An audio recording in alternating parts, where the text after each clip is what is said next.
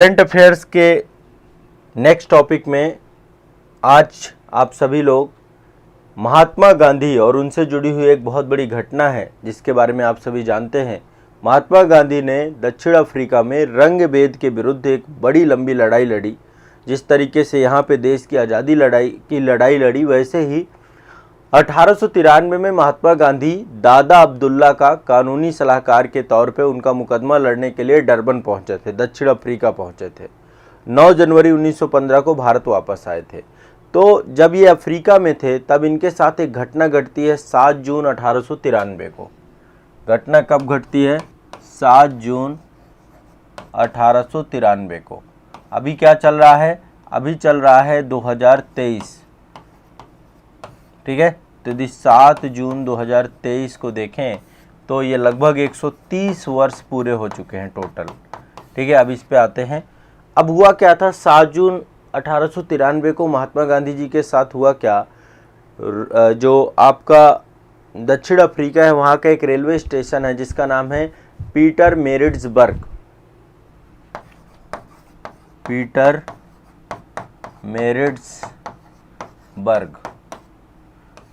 इस railway station में महात्मा गांधी को पहले मोहनचंद करमचंद गांधी, और इस अवसर पे महात्मा गांधी जो है इस दिन प्रथम श्रेणी के टिकट पे यात्रा कर रहे थे। आप सभी इस कहानी को जानते हैं। और अंग्रेज़ अधिकारियों के द्वारा उनको प्रथम श्रेणी के टिकट के होने के बावजूद भी रंग भेद के कारण से उससे निष्कासित कर दिया गया और रेलवे स्टेशन पे फेंक दिया गया उनके सामान के साथ। ये वही ऐतिहासिक रेलवे स्टेशन है जहाँ से रेलवे स्टेशन पर अंग्रेज अधिकारियों के द्वारा फेंका तो मोहनचंद करमचंद गांधी को गया, लेकिन वो महात्मा गांधी बन करके उठे और उन्होंने बिगुल फूंक दिया रंग भेद के खिलाफ। तो 7 जून 1893 को ये घटना हुई थी। इस घटना के अब 130 वर्ष पूरे हो चुके हैं, ठीक है। तो महात्मा गांधी जी के द्वारा अफ्रीका में बड़े स्तर पे जो है क्या किया गया, एक सत्याग्रह प्रारंभ किया गया। और सत्याग्रह जो है एक तरीके से प्रॉपर रंग भेद के खिलाफ चालू किया गया। तो 7 जून 2023 को इसके 130 वर्ष पूरे हो चुके हैं और इसको जो है बड़े अच्छे से इसकी वर्षगांठ मनाई गई और इसकी वर्षगांठ मनाई भारतीय सेना ने, ठीक है। तो आप लोगों को समझना बस इतना है कि रंग भेद के विरुद्ध महात्मा गांधी के सत्याग्रह की 130वीं वर्षगांठ मनाई गई है। भारतीय नौसेना ने मनाई है। कहाँ मनाई है? डरबन में, ठीक है, 7 जून 2023 को। अब इसके लिए किया क्या है नौसेना ने? भारतीय नौसेना ने अपना एक युद्ध पोत है जिसका नाम है INS त्रिशूल। ये आप देख पा रहे होंगे। इस युद्ध पोत को रवाना किया था वहाँ के लिए। INS त्रिशूल जो है ये 6 से 9 जून 2023 के मध्य डरबन के दौरे पर रहा, ठीक है। तो एक तो ये ध्यान रखिएगा। इसके अलावा जो है भारतीय नौसेना जो है डरबन में जो रेलवे स्टेशन है पीटरमेरिट्सबर्ग, वहाँ पर एक जो है कार्यक्रम आयोजित हुआ, वहाँ पर उन्होंने भाग लिया, ठीक है। और पीटरमेरिट्सबर्ग के बारे में मैंने आपको बताया ही कि ये प्रिटोरिया मतलब जो है ट्रांसवाल से प्रिटोरिया की यात्रा कर रहे थे गांधी जी। ट्रांसवाल से प्रिटोरिया जा रहे थे, तभी रास्ते में जो है टिकट को लेकर के, जबकि प्रथम श्रेणी का टिकट था, इसके बावजूद भी अंग्रेज अधिकारियों ने उन्हें डिब्बे से निकाल दिया और उनको यही पीटरमेरिट्सबर्ग रेलवे स्टेशन पर फेंक दिया, ठीक है। तो ये आपको ध्यान में रखना है। उसके बाद जो है महात्मा गांधी ने एक लंबी लड़ाई लड़ी, तो ये आप ध्यान रखिएगा। ये इम्पोर्टेंट सेगमेंट है, पूछा जा सकता है कौन सी घटना के 130 वर्ष पूरे हुए हैं। तो भारतीय नौसेना ने इसको मनाया है, ठीक है। अब चलते हैं नेक्स्ट। देखो शायद हो सकता है कुछ चीज़ें आप नहीं जानते हो, लेकिन फिर भी यहाँ पे आप देख सकते हैं एक संस्था है, आप जानते हैं भारतीय मानक ब्यूरो, जिसको हम BIS बोलते हैं, भारतीय मानक ब्यूरो, ठीक है। भारतीय मानक ब्यूरो के द्वारा जो देखिए एक आपका इंटरनेशनल संगठन है, अंतर्राष्ट्रीय संगठन जिसको हम ISO कहते हैं। ISO की एक समिति है जिसका नाम है कोपोल्को। अब कोपोल्को मुझे नहीं लगता कि आप में से कुछ लोगों ने सुना भी होगा कभी भी।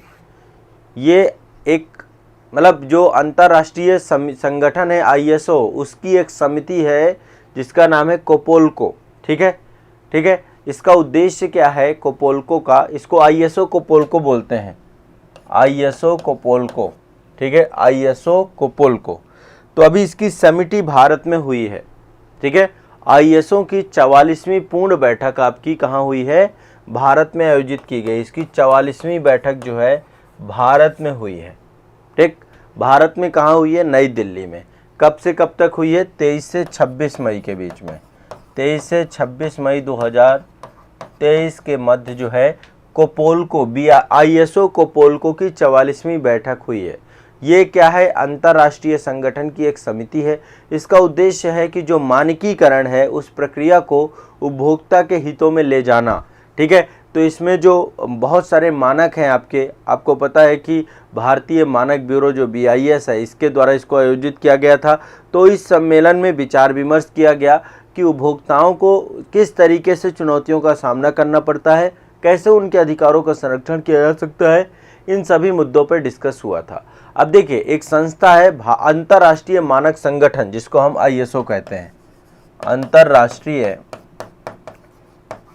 मानक संगठन,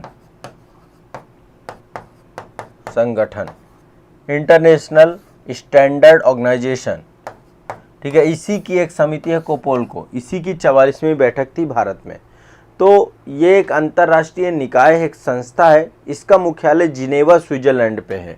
ISO का मुख्यालय कहाँ है, जिनेवा में। कहाँ पड़ता है, स्विट्जरलैंड में। जिनेवा स्विट्जरलैंड में इसका मुख्यालय है। टोटल 168 कंट्री हैं इसमें। टोटल कितने देश हैं, 168 देश हैं, ये भी ध्यान रखिएगा, ठीक। अब ISO जो है व्यापार और सामाजिक क्षेत्र की विभिन्न श्रेणियों से जुड़ा हुआ वैश्विक मानकों का विकास करता है। बहुत सारे स्टैंडर्ड इसने बनाए हैं जो कि व्यापार से जुड़े हुए हैं, सामाजिक क्षेत्रों से जुड़े हुए हैं, इन सब से जुड़े हुए हैं, ठीक है। ये आपको ध्यान में रखना है।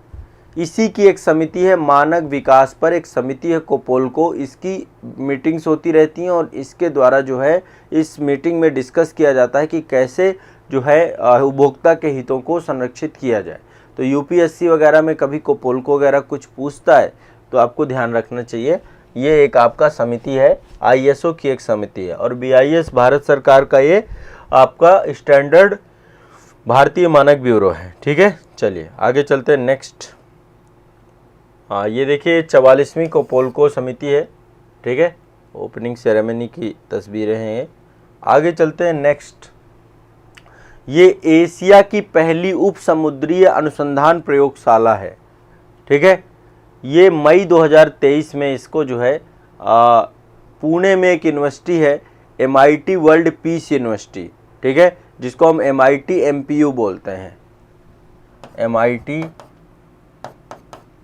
MPU, ठीक है। ये पुणे में है। कहाँ पर है आपका, पुणे में। वहाँ पे इसको स्थापित किया गया। तो एशिया की पहली उप समुद्रीय सब सी अनुसंधान प्रयोगशाला का अनावरण किया गया। तो यह प्रयोगशाला का नाम जो है सेंटर फॉर सबसी है, ठीक है। Centre for subsea research centre है। MIT जो है आपका इसके द्वारा जो पेट्रोलियम इंजीनियरिंग विभाग द्वारा इसको बनाया गया है। MIT का पेट्रोलियम इंजीनियरिंग विभाग है, इसके द्वारा इसको बनाया गया है, पेट्रोलियम इंजीनियरिंग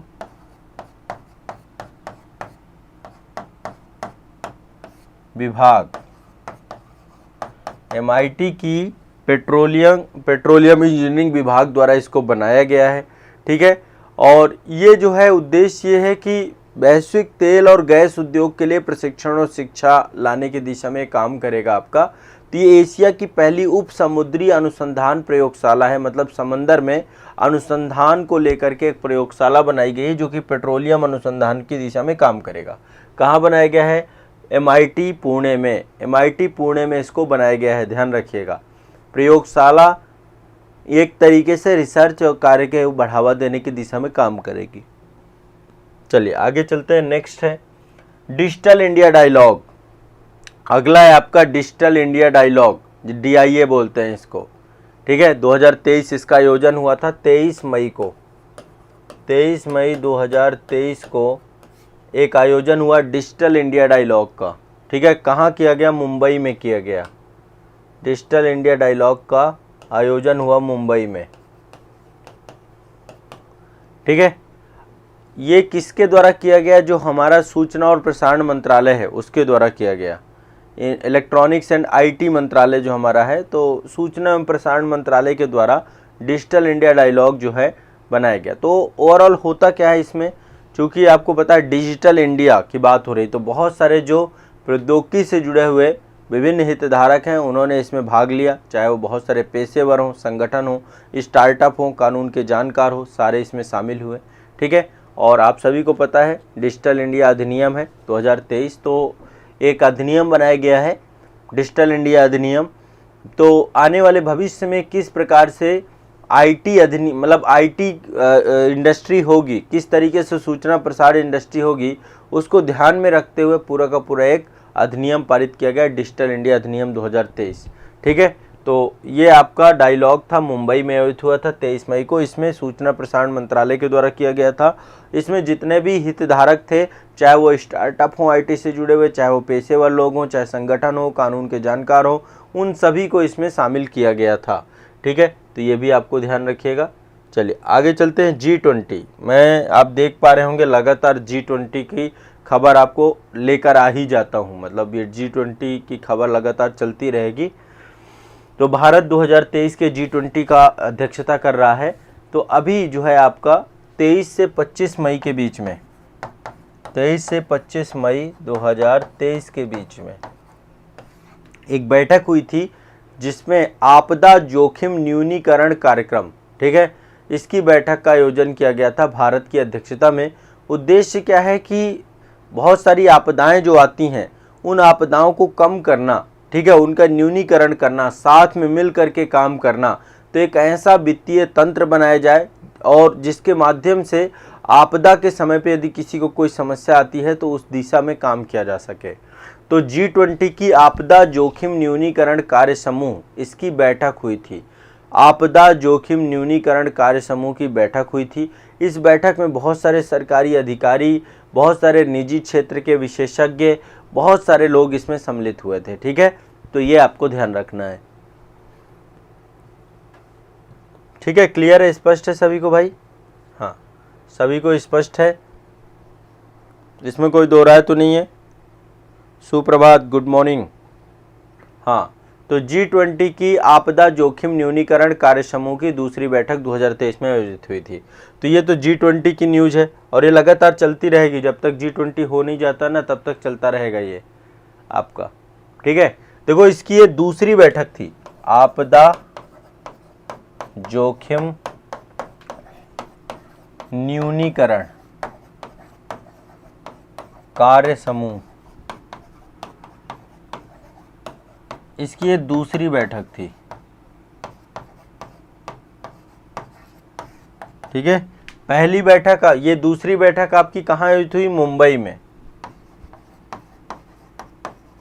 आयोजन हुआ, मुंबई में। पहली बैठक जो है आपकी गुजरात में हुई थी। 1 मार्च से लेकर के, वो माफ करेगा 31 मार्च से लेकर के 1 अप्रैल तक, अभी इसी साल की बात है, वो पहली बैठक थी 1 अप्रैल तक। पहले मैंने लिखवाया है शायद 2023। ये आपकी कहाँ हुई थी? गुजरात। गुजरात में कहाँ पे? गांधीनगर में। ठीक है, गुजरात के गांधीनगर में। तो दूसरी बैठक है, सेकंड बैठक है आपकी, ये आपकी पहली बैठक है। क्लियर है? तो G20 को लेकर के न्यूज़ है आपकी, ये आपको मैंने बताया डिजिटल इंडिया डायलॉग, इसका आयोजन मुंबई में हुआ था और 23 मई 2023 को आयोजित किया गया इसमें। नेक्स्ट ये आपका जो है एशिया की पहली है आपकी उप समुद्री अनुसंधान शाला, ये स्टार्ट की गई है। ठीक है, एशिया की पहली उप समुद्री अनुसंधान प्रयोगशाला। इसमें क्या होगा? पेट्रोलियम को लेकर के अनुसंधान कार्य किए जाएंगे। ठीक है, इसके बाद ये आप देखिएगा, ये आपका ओपनिंग सेरेमनी है जो ISO कोपोल्को, इसके बारे में चर्चा हुई है हमारी, कोपोल्को। ठीक है, इसकी 44वीं समिति बैठक हुई थी, भारत में हुई है और इसका मुख्यालय जिनेवा में है। ठीक है, इसके बाद मैंने आपको बताया कि महात्मा गांधी के सत्याग्रह के 130 वर्ष पूरे हो गए हैं, जो उन्होंने दक्षिण अफ्रीका में रंगभेद के खिलाफ किया था। तो उसको लेकर के नौसेना ने एक विशेष कार्यक्रम आयोजित करने की बात कही और उसमें इन्होंने अपना एक नौसेना का युद्धपोत है INS त्रिशूल, उसको डरबन भी भेजा और जो भी कार्यक्रम वहाँ पे हुए उसमें सम्मिलित हुए। तो ये पीटर मेरिट्सबर्ग ये आपका रेलवे स्टेशन था जहाँ पर महात्मा गांधी को जो है फेंक दिया था अंग्रेज अधिकारियों ने। यहाँ पर कई सारे स्मारक बने हुए हैं, यहीं पर जो है जा कर के नौसेना यहाँ पे सम्मिलित हुई।